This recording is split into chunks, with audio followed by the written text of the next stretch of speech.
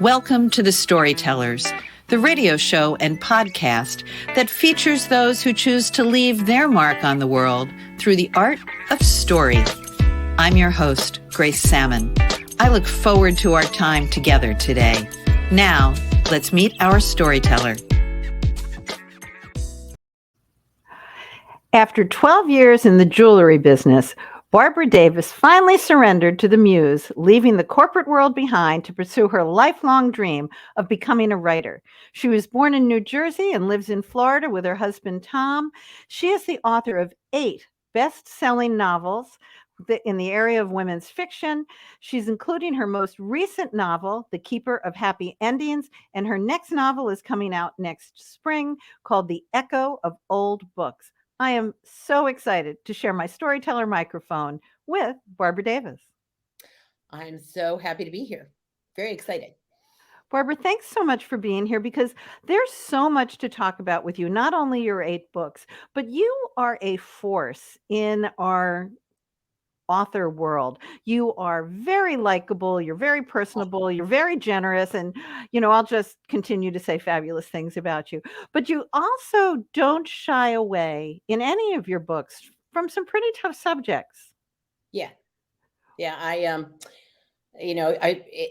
When you get to be my age, you've kind of seen a lot of things, and you've gone through a lot of things, and your friends have gone through a lot of things, and it seems like, you've earned the right to kind of point where you'd like people to look. So I don't shy. At first I did shy away, and then I said, what the heck, if you're going to do this, do this. Your characters are very relatable, and I think that is something that all of us as authors try to accomplish, right? That relatable character, even though they're flawed. So could you talk a little bit about flawed characters? I love writing about flawed characters because that's where the story is. I mean, yeah, you love to just kibitz with the lady next door and, share coffee or whatever. But how much more interesting is it to sit down and really dig into someone's story and find out how they climbed through and over and met obstacles and came out the other side.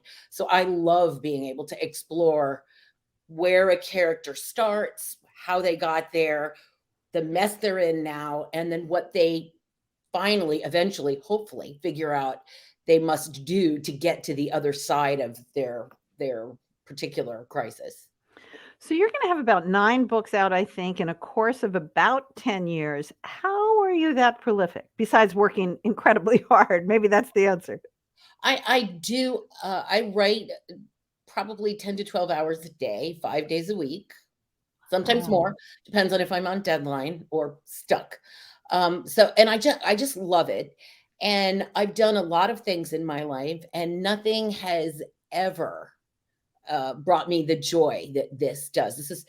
This was always what I wanted to do, but you have to make a living, so you do all of those other things.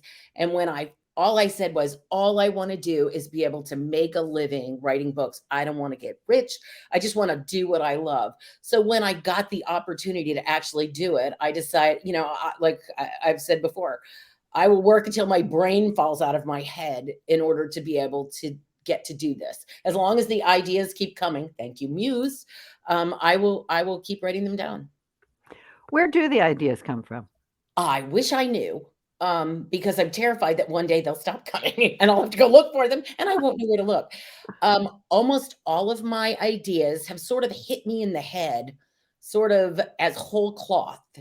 The idea will not be there one minute and then whoosh, it is there in my head, almost fully formed. I mean, I have to, write the ins and outs of it and make it all mechanically work. But I sort of know the beginning, middle, and a bit of the end. And I don't know where it comes from. I'll be riding down the street and a song will come on and it triggers something. My When Never Comes landed in my head while I was cleaning the toilet. Like really fully formed. I was like, holy cow. It was there, and I had to stop and go fill up 2 legal pads with the idea because I was afraid it would get away. So I don't know. I just hope it keeps happening. Oh, and we all hope it keeps happening with, 8 bestsellers, 9 bestsellers. There are 2 things, and I've just gotta stop though for a minute on the When Never Comes. You were cleaning the toilet, and there's that whole scene in the beginning of the book with the water and the running off the road, so Yeah. Yes, and that's I have a kind of a deep-seated fear of drowning, of going off a bridge in a car and being trapped. So for me to have written, my husband was stunned that I could have written that. And I don't know where it came from, but it, like I said, it was just there. There was a dead woman, and I knew how she died, and I knew who she was with. It was just, it's sort of eerie when it happens. It sort of makes your hair stand up. You're like, oh, here we go again. and that sounds like something that cannot be taught. The mechanics maybe, but that getting that muse and then seeing it is truly a gift for Yes. which I'm Well, grateful. it's a gift to me from on high somewhere. And like I said, I hope it never stops happening. There are several things that I'm very drawn to in your writing. One is I love the way you set the stage with a prologue, or I'm not sure if they all have prologues. Sometimes it's something that happened earlier and then we come back, which I guess is still a prologue. But I love the way you set the stage with prologue. Why is that a device that you like? I love this question so much. I all of my books do have prologues, every single one. Um, to me, and there's a lot of thought was, oh, don't never open with a prologue, it delays, whatever. For me, a prologue is a promise I make to my readers. Here is something you need to know. Here's a little teaser, a little bite of what's coming later. You won't get it in the first couple of chapters, but bookmark this because you're going to need to know why it plays into the story. So just hang on, put this in the back of your mind and wait till you need it later. So it's a promise. And then I try in all of my books to bring the whole promise full circle. And they all have if I write a prologue, I'm going to have an epilogue to tie it up. I love to bring things full circle. But for me, a prologue is a promise that you may not see what's coming yet, but here's a little glimpse, of what it's like, a flash forward kind of thing. Or a flash way back that leads to a flash forward. I love that. I had not thought about it as a promise. So I'm going to steal that in future interviews. Either But way, because prologues get a bad rap, in my opinion. If you do a prologue well and you think of it as a promise, you understand what you're promising the reader. I think it's a gift to them. I love that. And I also think that it's a great, for me, I'm a big prologue person. I like it because it's also the hook. It's like, oh, here, come read my story now. Right, You- right. And it's not, you can't always jump into that part of the story because you either give something away, or starting there out of context would jerk the reader around a little bit. But by just setting that there, and it's the old adage, if there's a gun on the stage, it better go off. That's the gun. You place the gun on the stage when they read turn that first page, there's the gun, and at some point, whatever that gun happens to be, it's going to go off. So that's the promise and the hook. So that was one of the things that I like, the whole way that you use the prologue. The other thing is, and I've never thought about doing this in my life, I hear your characters so clearly. You have a cadence, it seems, to every character. And I've never thought about, like, I want to be an audio artist. I want to read out loud Barbara Davis's novels. Do you plan that? Um, it's sort of organic. It's not, I won't say it's necessarily planned, but it's a must. At some point, that happens sort of organically as I come to know the character. But all of my writing, I'm a musical person. I grew up in music theater, and I sing and dance and all of that. So I have sort of this metronome in my head when I write. All of my writing has a cadence. And when I'm writing, I know immediately if it's off, if there's an extra beat or if there's a lack of a beat, and I have to go in and fix that. So it's that cadence. I love that you pick up on that because it's so huge for me. And when I read a writer that has a very different cadence from me, I'm reading and I'm like rearranging the sentences or the dialogue, or it's like, oh, you missed a beat there, because that's how I hear it. So how it comes to me with that cadence is how it eventually makes its way onto the page. I love that you picked that up. Oh, thank you. I was going to ask if you had a musical background because it is just there. You hear the beat. Do you read your things out loud, or does your husband Tom read them to you? Yeah, he only reads things that he doesn't understand. He's like, I'm going to read this, and because I don't know what you're saying. So if he reads something aloud, it's not good. It's because I don't make any sense. But I do read at certain points. I do read aloud because it helps me feel those beats. Yeah, I love that. So, and I'm so glad I picked up on it because you wanted it there, and we didn't even talk about it.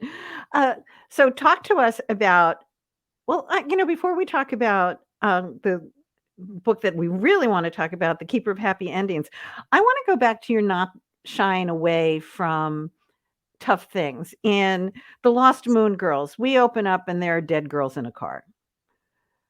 That just came to you? Yeah, well, yeah. I always knew I wanted to write a book that was on an herb farm, a lavender farm, but I didn't have the story. So that was sort of bookmarked in the back of my head, that someday an idea would come to me. And one day I was driving down the street. I was on my way to go Christmas shopping, and I get a picture of dead girls in my head. It's kind of weird. But I was playing a tape, a CD by Seven Mary Three, and there was a song called Water's Edge. And it's about a young boy who witnesses a murder. And because he's afraid, he doesn't say anything to stop it. He doesn't say anything about who did it. He just, all these years later, he's remembering that he didn't do anything. And I was listening to it and was like, oh my goodness, there's the story. You turn back to the house, legal pad, write it down. So let's switch now to your latest book, not the one that's going to come out, but The Keeper of Happy Endings. So many things to talk about in that, including an incredible happy ending we'll share with our audience. So tell us first about the book. Okay, the book is it's a dual timeline. Most of my books are dual timeline because I in my life I have learned that the past always informs the present. You are who you are because of what you went through. The people around you are who they are because of what they've been through. So I love to marry the old history with the new history. Sometimes it's true historical and that it wraps around a war, but sometimes it's just a family history. In this book, it happens to be a little of both. There's the World War II. We're on the eve of the Nazi occupation of Paris. And then the other half of the book is set in Boston in 1984. And it's about a dressmaker in Paris, very young. She's from a family of dressmakers. They make bridal dresses. And the whisper is about Paris is that a Roussel gown is a guarantee of a happy ending.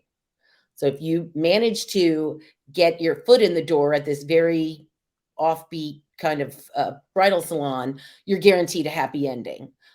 So the only problem is none of the women in this family manage to find happy endings of their own. It's just one disaster after the other, and they're sort of not allowed love. It's something they do for other people. And then on the other end is this young woman who has just she's sort of floating around. Her fiance has just disappeared. He's a doctor with Doctors Without Borders, and he's just gone missing. He's been missing for about six months, I think.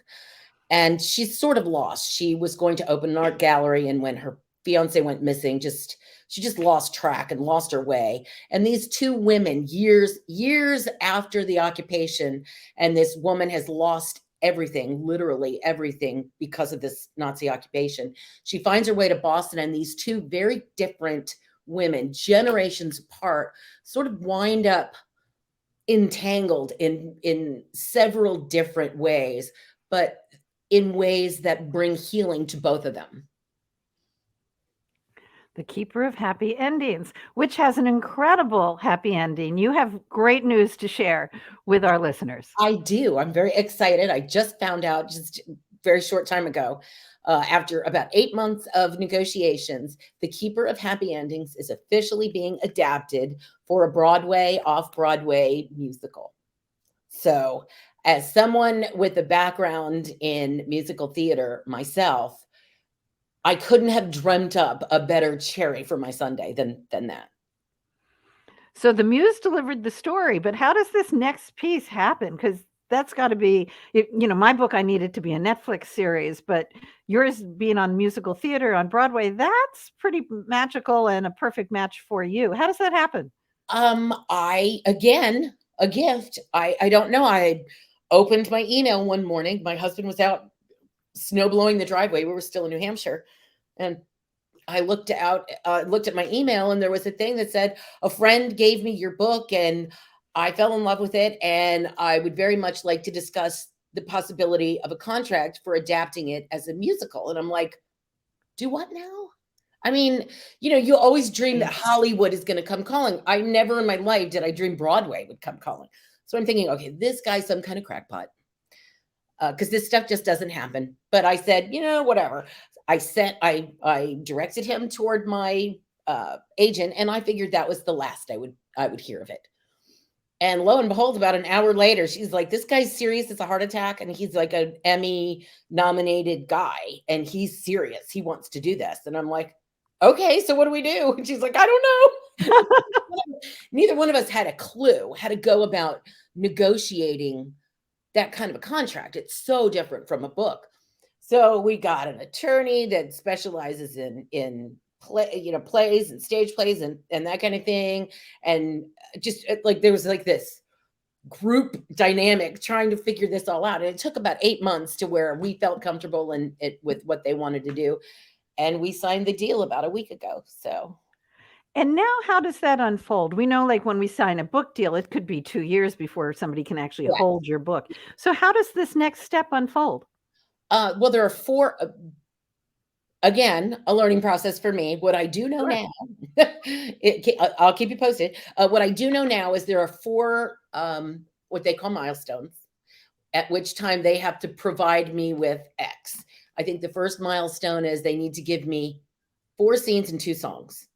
And at that point, I can read it and go, this is wonderful. Let's keep going. Or I can say, no, this is bad. You can't, I'm pulling the plug. So there are 4 tranches where I'm involved. I'll be involved in some of the read-ins and all of that stuff. But largely, I sit back now at this point and wait for it to unfold. And then when I get to see where they are, I get to say, I like this and I don't like this. And, they'll take, I'm not like the diva that's going to come in there and say, no, this is wrong. Cause I don't know. I mean, I was always on the singing and dancing end of it. So this is also a learning curve for me and fun because I've never been on this end of it. So it's like a whole different language. I was like, I don't know what any of these words mean. We're looking things up and calling each other back. But these are 2 wonderful, it's a partnership. It is the score writer and then the actual stage play writer are both in on it. So I've got on a conference call with both of them and got to talk through some of their ideas. And I'm just really thrilled and excited to see what they come up with, which plot points in the book they hit on for songs and things. So it's so exciting. And, we are women of a certain age, and that is something that I love, that we continue to learn. So I would be thrilled on the one hand that this was happening to me, but I'd also be, wow, who knew that happens? And yeah. And it's, I'm sure a lot of it will be forgotten by a bunch of people because it's going to take years. They have to write the score. They have to write the stage play. Then they have to cast it. Then they have to audition. They have to book venues. They have to test market it. Then they tweak it. Then they build sets. And it's just, there's tons of, and all I know is the part where I got the part and I went out there to rehearsals and did it. All that stuff that came before, I was not privy to. So now I get kind of a peek at that, which will be fun and joy. Are you one of the characters? Do you get to play one of your characters? No, that was the first thing my husband asked is, are you going to sing in it? I'm like, no, I'm a little old. I'm a little old for that. No, but we get backstage passes and opening night, blah, blah, blah. So I would assume so. So wonderful to be warranted. So that's just such fabulous news, and we're so excited. Let's switch just to a minute to the author community. There are two other things that really impressed me in The Keeper of Happy Endings, and they had absolutely nothing to do with your story. The first was your dedication, which was to the healthcare workers. Yes. Such a beautiful nod at a time where they have been our heroes. Yes. And then the other part is, because I'm a book nerd and I'm an author, I actually read every single page. I probably don't read the ISBN number, but I pretty much read everything else. I loved that you thank the author community. And in your last book, you thank Susan Peterson, Annie McDonald, Denise Burt, Linda Zaga, and Lainey Cameron, Patricia Sands, Betty Lee Crosby, and so many people that we have really become a community in these last few years. And I feel very humbled to be a small part of knowing each of those. Talk to me for just a minute before we go on the importance of the author community to you. Well, I was 50 when I signed my first book deal. And I was with a different publisher. I'm with Lake Union now, and I was with Penguin then. And they sort of throw you into the deep end of the pool. Here's your cover, here's your release date, and boom, it's out there. And then I had no earthly idea how important it was to be part of a community. It's not an automatic thing. Your book hits them and everyone flocks to your door. It doesn't work like that. You as the song says, you got to have friends.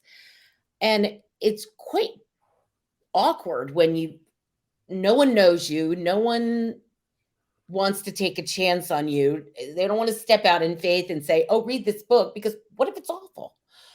So I will never forget the first kindnesses that were extended to me by other authors. Barbara Claypole White, just an absolutely wonderful friend, wonderful writer, wonderful human being, and she was so solid for me. And then Diane Chamberlain, who has been my mentor before she knew who I was, because I studied her books like textbooks, because she just writes such wonderful books.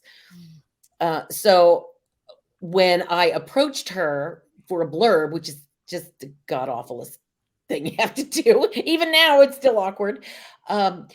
She didn't know who I was, but she said, I'm completely booked up right now, but what I will do is I will read your book, and if I enjoy it, I will share your book on my social media pages. I will put it in my newsletter. I will put it in, I will, shout it to and she did, not knowing at all who I was or anything. She just, and people at her level just get bombarded. Yeah. She was just so gracious, to the point where I used to, when I was, used to dream about writing before I was ever anywhere near thinking it would happen. I used to dream of what it would be like to go to one of her book readings and meet her in person. And then it happened when we moved to Raleigh. I got to meet her in person, and she signed my books, and I was fangirling all over the place. And after that happened, and then I actually got started in the business myself, I thought, okay, now my new envisionment is going to be me at a reading of my own, and she's in the audience. And I'm like, yeah, right, that'll happen. Well, it did finally happen. I think it was my third book. I looked out, I walked out to the little podium thing, and there she was in the first row. Fabulous. Started my little talk, and I burst into tears. Oh, well, you are such a fabulous corporate citizen, a bookish citizen. Barbara Davis, thank you for being with me here on the Storytellers. It has been my pleasure. This has been a copyrighted episode of The Storytellers by Grace Sammon and Authors on the Air Global Radio Network. Thanks for being with us. That concludes this episode of The Storytellers. I'm so glad you could be part of the story today. I hope you share the stories, tell your own, and come back for another episode, because when our stories are told, everything changes. I'm Grace Sammon.